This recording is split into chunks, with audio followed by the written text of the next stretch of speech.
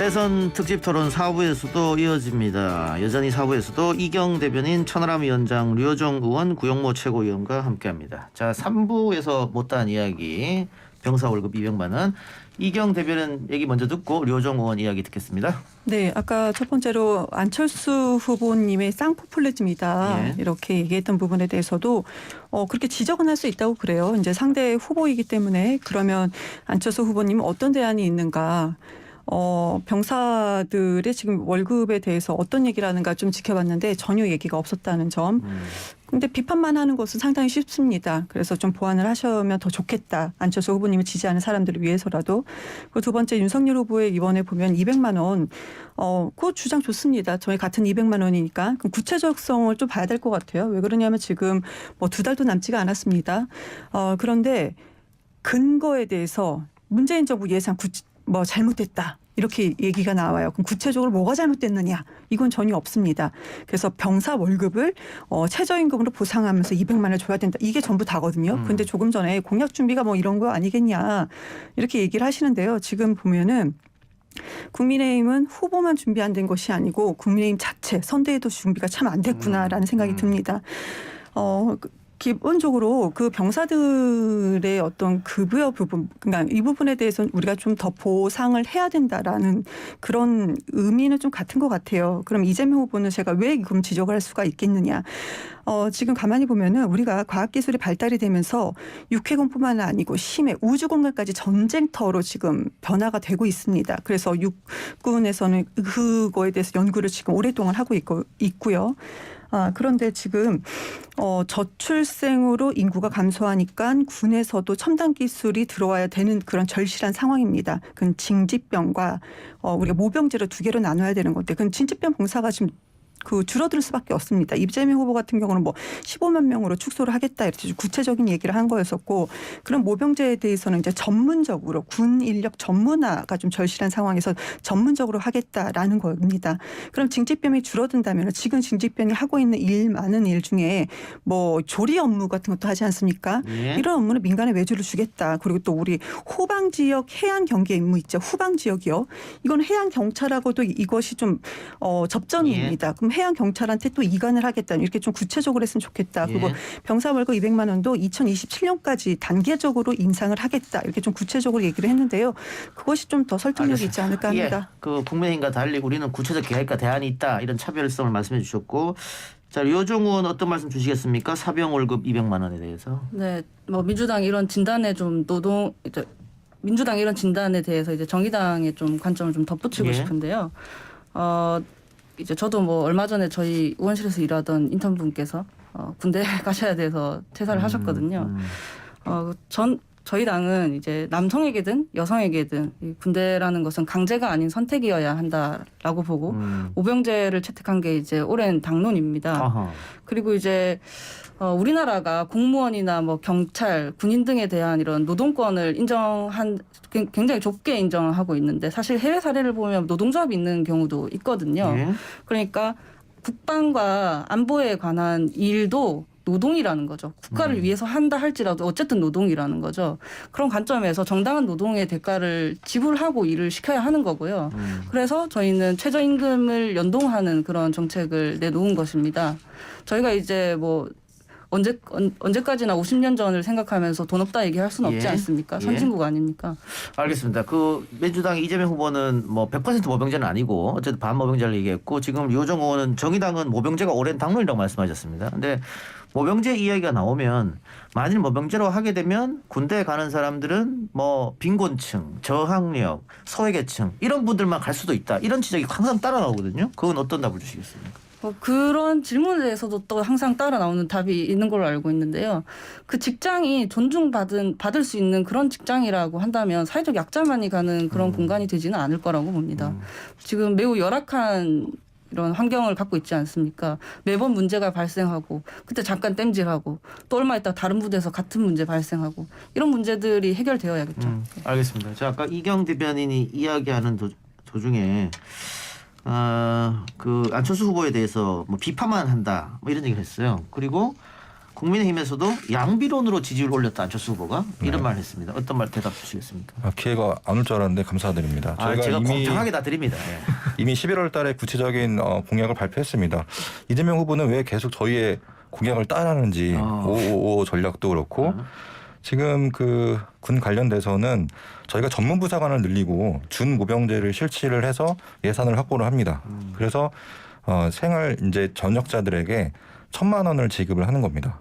그리고 그 자기 개발을 위해서 지금 사실 그 경계 근무가 사실 제일 피곤하거든요. 밤에 새벽에 1시간 반 동안 거의 군생활 내내 일어나서 경계 근무를 서야 되는데 그걸 AI 과학 시스템을 통해서 경계 근무를 대체를 하는 겁니다. 그러면 그만큼 시간이 확보가 되기 때문에 그런 자기 개발 측면에서 이 두 가지 측면에서 1,000만 원 지원 그다음에 경계 근무를 AI 대체로 해서 어쨌든 사회에 나갈 수 있게끔 그 기반을 다질 수 있는 그런 전문 병영 생활을 될 수 있도록 저희는 구체적인 대안을 제시를 했습니다.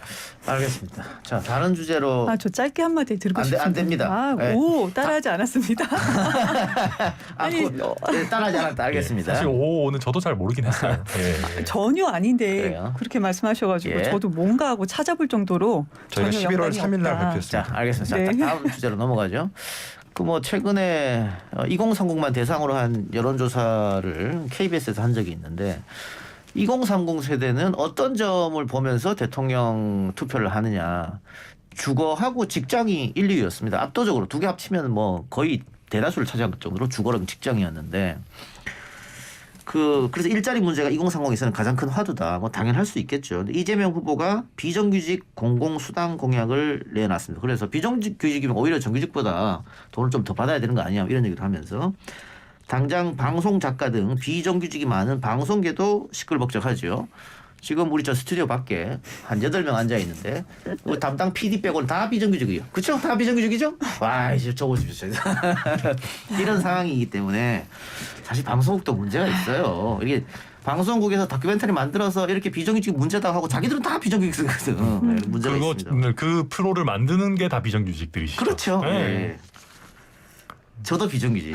그렇죠. 이라고 말하면 좀 미안합니다. 네, 제가 좀 또 월급을 많이 받아가지고 미안한데 어쨌든 이런 얘기를 했는데 이 부분에 대해서는 일단 이재명 후보가 왜 그런 얘기를 했는지 비정규직이 더 많은 모습을 받는 게 당연하다. 근데 또 이렇게 얘기하면 정규직인 2030 세대들은 굉장히 또 화를 낼 거예요. 이게 과연 이재명이 말하는 공정이냐 뭐 이렇게 할 수 있으니까 이경 대변인 얘기부터 한번 들어봅시다. 우선 비정규직이 처음에 생겨난 게 IMF 이후 1997년도입니다. 그렇죠. 그때는 그전에는 일자리가 없었죠. 없으니까 예. 급여를 낮추고 많은 일자리를 주겠다.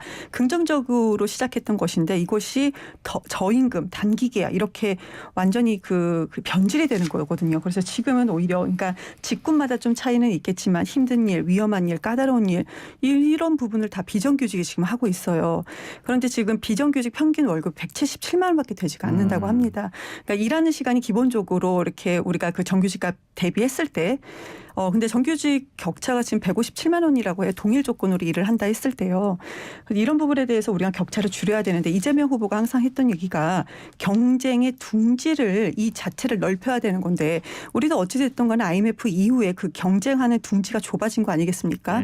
그런데 산업 현장에서는 비정규직이 자르기도 편하고 일 시키기도 편하고 하니까 이 부분에 대해서는 이렇게 확대를 하지 않는 부분이 있습니다. 그럼 우리가 여기서 불만할 것이 아니고 문재인 정부에서는 이제 정규직화를 전환하겠다 했는데 물론 그 정책에 시행되는 단계에서도 긍정적인 면과 부정적인 면이 같이 있었어요. 네. 그럼 그것을 계속 끌고 갈 수는 없는 노릇인 거고 그럼 우리는 대안을 찾아야 되는 것입니다. 그러면 비정규직하면 고용이 불안정하고 저임금인데 그거에 대한 어떤 보상 수당이 있어야 되는 거거든요. 고용 불안에 대한 부분. 근데 지금 말씀 주신 것처럼 뭐 아나운서가 프리 선언했을 때 그때는 좀 다른 거죠. 그런 거는 다른 거고 이것도 전반적으로 다 하는 것은 아니고 직군에 따라서 조금 차별은 있을 것 같습니다. 그런데 고용 불안에 대한 그 보상 수단이 이재명 후보가 어느 날 갑자기 얘기한 것이냐 그러지는 않습니다. 프랑스 총 임금의 10%, 호주는 15에서 30%, 스페인은 5% 가량을 추가로 지급하고 있거든요. 그런데 이것이 잘 굴러갑니다. 좋은 제도라고 물론 이게 다 100% 좋을 수는 없지만 긍정적인 제도가 일부 있다는 거죠. 그래서 이런 부분에 대해서는 우리가 방법을 찾을 수 있으면 찾아보자라는 그런 줄여주세요. 단계입니다. 예, 알겠습니다. 국민의힘 입장 들어보죠. 네, 이게 뭐 일단은 비정규직의 정규직화라는 목표를 좀 달성하기 어렵다라는 걸 스스로 좀 자인하신 면이 없지 않아 있는 것 같고요. 저희 당에서도 이런 주장에 뭐 공감 못하는 바는 아닙니다. 실제 윤희숙 의원 같은 경우도 방금 말씀하신 호주의 캐주얼잡 같은 제도, 그러니까 캐주얼잡 이게 비정규직과 비슷한 경우에는 조금 더 이제 많은 좀 추가 수당을 주도록 하는 거를 우리가 벤치마킹할 필요가 있다. 왜냐하면 우리나라 사회가 노동 시장의 이중 구조가 굉장히 심각한 거는 뭐 누가 봐도 맞기 때문에 그래서 공감하는 부분들도 좀 있습니다. 다만 아무래도 저희 같은 경우는 조금 바라보는 관점이 좀 차이가 있는 것인데요.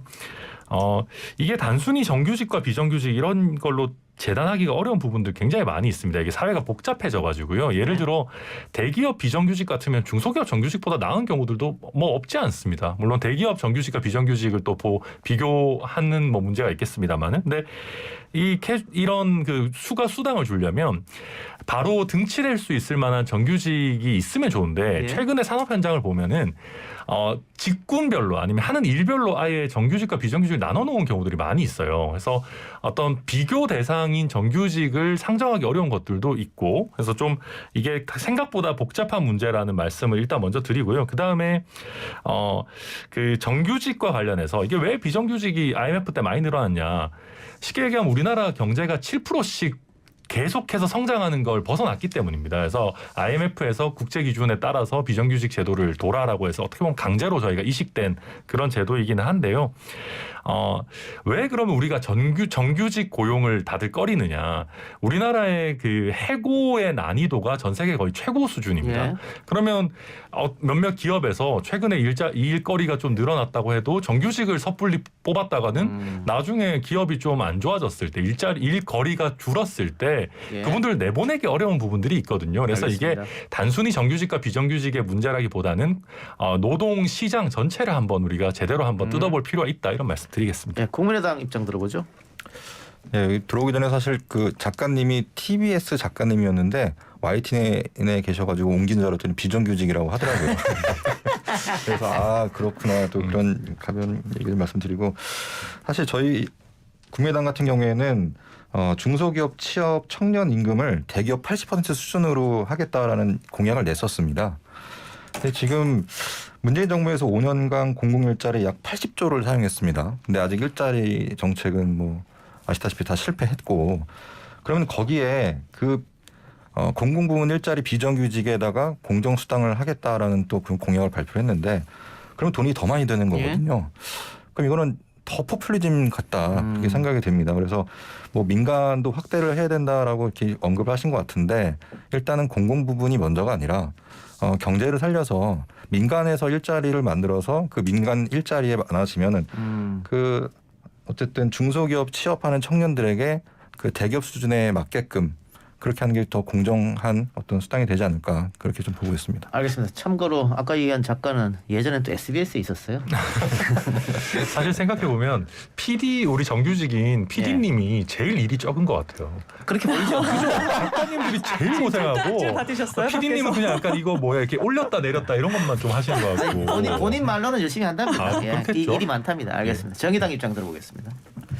네, 뭐 고용 안정이 없으면 보수라도 많아야겠죠. 저도 이제 기업이 오로지 고용을 책임지기 어려운 시대가 오고 있다라는 것에 대해서 공감을 하고 있습니다. 그렇기 때문에 뭐랄까요, 경쟁의 둥지를 이렇게 키운다라는 표현보다는 저는 우리가 서로를 보호할 수 있는 울타리를 키운다라는 말을 좀 더 많이 썼으면 좋겠는데요. 근데 이제 지금 노동자가 고용 안정만 보장받으면, 월급만 제때 받으면 되는 건 아니잖아요. 쉴 권리도 필요하고요. 또 안전하게 일할 권리도 필요하고요. 여러 가지 노동 기본권을 보장받을 필요가 있죠. 그런데 지금은 뭐 비정규직, 프리랜서, 뭐 각종 뭐 이름들이 붙어서 그런 기본적인 노동권을 보장받지 못하는 분들이 많단 말이에요. 대기업 정규직 아니면은 그 울타리 밖에서 벗어난 분들이 굉장히 많아요. 그럼 이제 이 울타리를 넓혀야겠죠. 저희가 과거에 뭐 우리나라는 아니지만 저 해외 사례를 보면 투표권이라는 것도 처음부터 모든 시민에게 부여된 권리가 아니었습니다. 뭐 뭐 중산층 백인 남성부터 해서 이제 지금 모든 시민에게 열린 권리인데 그것처럼 노동권도 사실은 일하고 세금 내는 시민이라고 한다라면 노동권을 당연히 보장받는 그런 사회로 가야 한다라는 거죠. 그 기업 안에서가 아니라 우리 사회가 노동권을 당연히 보장하는 길로 가야 한다라는 것입니다. 그래서 이제 저희는 신노동법이라는 정책을 1호 법안으로 내놓았고요. 또 전국민 일자리 보장제를 공약한 바가 있습니다. 뭐 안에는 비정규직 노동자에게 평등 수당을 뭐 지급하는 그런 방안 등이 좀 포함이 되어 있습니다. 예. 그 네 분에게 제가 다 반박 질문을 드리면 시간이 좀 모자랄 것 같고 그 댓글에 많이 천하람 변호사한테 여쭤봐달라고 많은 분이 의견 주셨는데 천하람 변호사 아까 많은 이야기 좋은 이야기 잘 들었는데 후보가 네. 당의 후보가 주 120시간 일해야 된다거나 최저임금보다도 덜 받아도 일하고 싶은 사람 많다거나 이 이야기하고 지금 천하람 위원장 이야기는 전혀 다르지 않느냐 이런 지적이 많았습니다. 우선 주 120시간은 얘가 너무 과했죠. 네. 예, 뭐 그 저도 인정하고 예.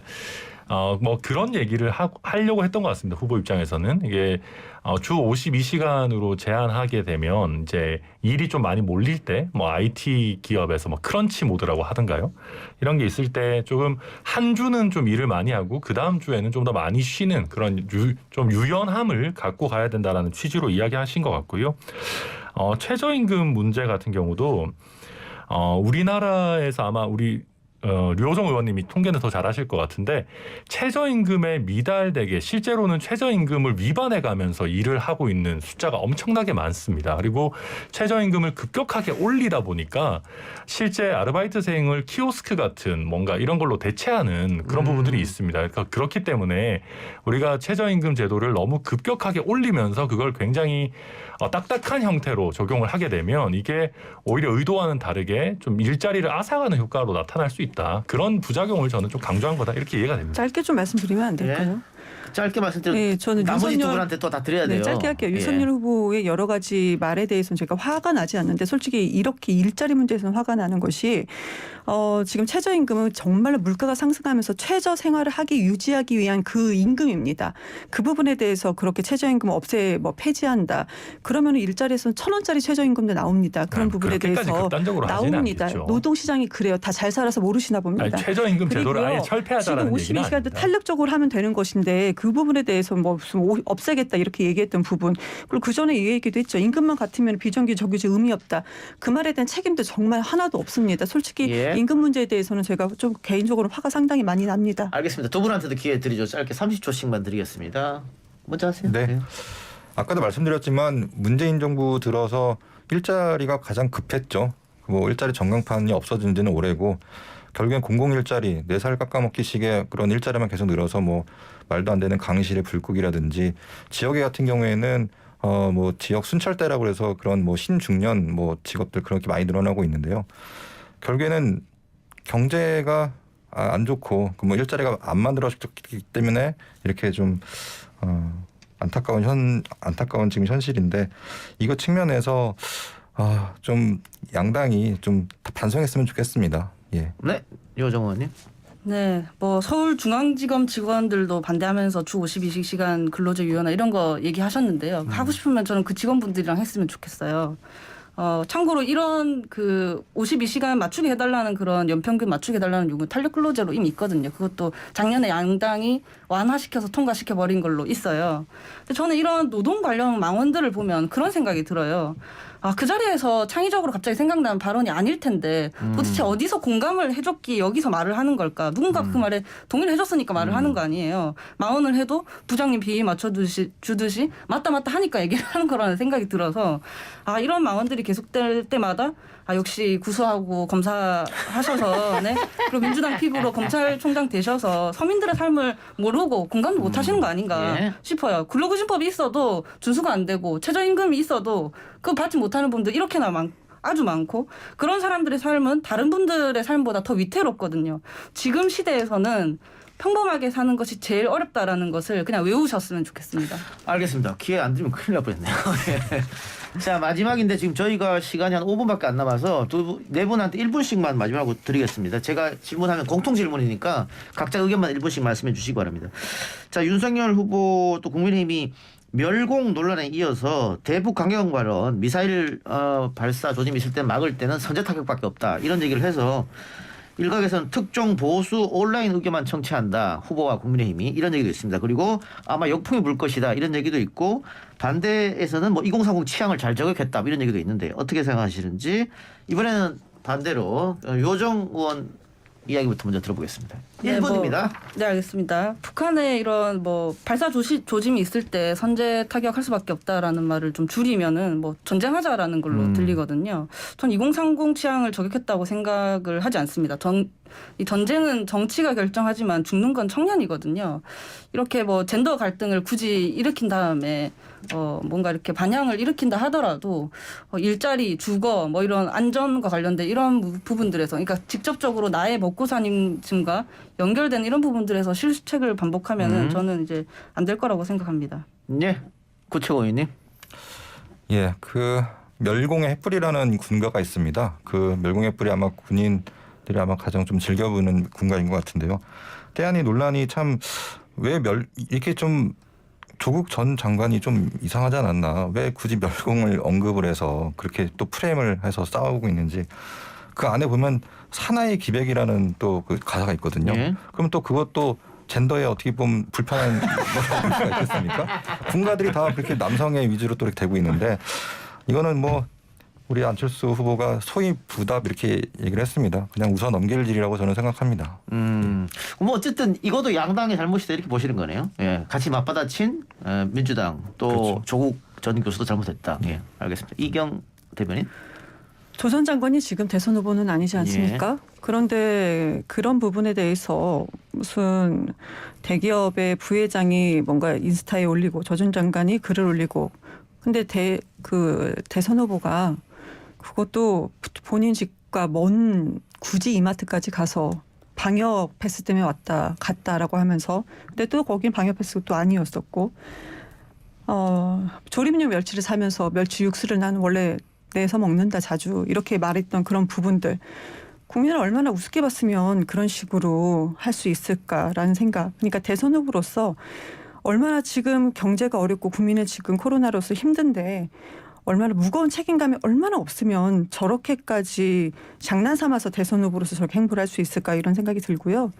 색깔론은 솔직히 물론 이제 색깔론은 지금도 시대에도 맞지도 않고 국민들이 원하는 대답도 아니다라고 말씀드리겠습니다. 네, 천하람 변호사. 짧게 말씀드리면 일단 저희 정치권이 멸공이라는 얘기를 하는 것은 매우 신중해야 된다라는 거 공감합니다. 그렇지만 아니 우리가 자유민주주의 국가인데 멸공을 말했다고 해서 해당 기업의 제품을 불매 운동하겠다? 이거는 저는 도저히 이해가 안 되고 납득도 안 되고요. 그래서 저도 좀 강하게 당이 하는 게 아니고. 저도 좀 그렇게 뭐 심지어는 국민을 이해 못한다고 하시는 겁니다. 심지어 공당의 대변인께서도 그렇게 하시겠다는 분이 계시니까 제가 그러셨어요. 말씀드리는 거고요. 예, 현 대변인 계시잖아요. 아니고요. 네. 그 다음에 선제 타격 문제. 아니 이거 외교적인 해결책이 있고 북한의 미사일을 쏠 시간이 많이 남았는데 선제 타격하자는 사람이 어디 있겠습니까? 예. 이거는 문재인 정부 국방부에서도 갖고 있는 작전 계획이고요. 그러니까 요격이 어려운 미사일 같은 경우는 킬체인을 발동해서 선제 타격을 하는 게 당연한 겁니다. 그럼 반대로 외교적인 노력 다 해봤는데 북한에서 우리한테 핵미사일 초음속 미사일 쏠 것 같아요. 한 1, 2분 있으면 쏩니다. 그럼 저희 맞아야 돼요? 전쟁 나면 청년들이 죽는다고 하셨는데 수도권에 미사일 떨어지면 청년뿐만 아니라 우리 모든 국민들이 죽습니다. 그럴 때 국군 통수권자는 한미연합사에 얘기해서 당연히 킬체인 발동해서 해당 미사일이 우리 국민에게 해를 끼치지 않도록 선제 타격하는 것 외에는 그 어떤 해답도 없습니다. 그게 정답입니다. 알겠습니다. 자, 오늘 네 분의 열띤 토론 정확한 시간에 끝낼 수 있게 도와주셔서 대단히 감사합니다. 뭐 댓글 반응들도 재밌었다는 의견이 굉장히 많네요. 유익했다는 이야기도 많고요. 다음에 또 한번 이런 시간을 갖는 거 약속드리고요. 지금까지 구영모 국민의당 최고위원, 류호정 정의당 의원, 국민의힘 전남 순천갑 당협위원장, 천하람 변호사, 이경 더불어민주당 선대위 대변인과 함께했습니다. 네 분 고맙습니다. 오늘 토론. 네, 감사합니다. 네, 감사합니다.